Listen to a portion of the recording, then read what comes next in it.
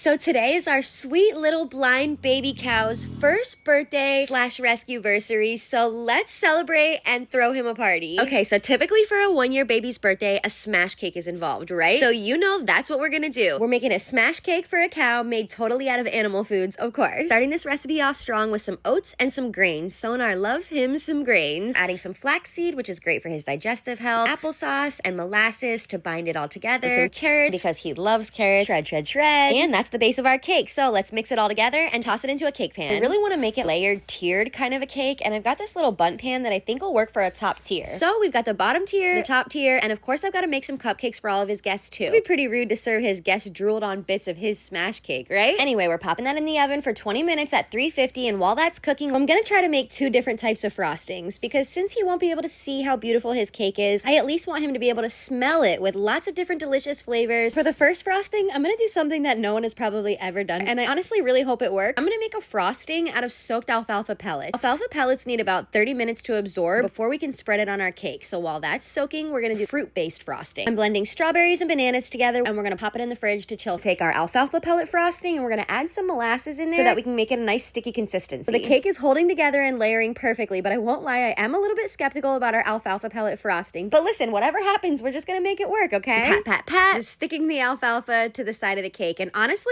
I'm pretty impressed with how this came out. Now that the cake is done, I'm bringing in Kevin for the design part of it, because listen, I draw stick figures and Kevin draws portraits, if you know what I mean. Halfway through his design, we both stopped and looked at each other and just started laughing, because we realized that he was actually drawing a pig instead of a cow, so we had to scrape it all off and start back again. And he started doing the design all over again, and this time around it was really cute, and it was a cow, except that the cow that he was drawing had eyes, and I just felt like Sonar doesn't have eyes, so I don't want to put a cow with eyes on Sonar's birthday cake. Take his eyes out. He doesn't have eyes. It's wrong. I just scooped their eyeballs out.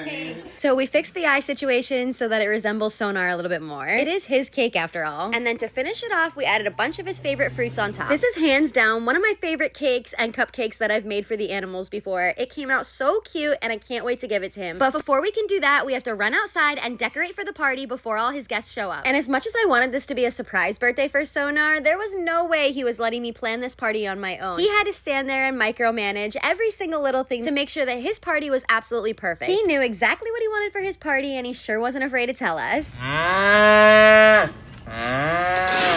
His guests started arriving to the party early, which in my opinion is a little bit rude, especially because they didn't even offer to help set up. They just stood there and watched as all the decor blew all around. But Sonar was so excited, and that's all that matters. His party starts in a couple hours, and he says everyone's invited.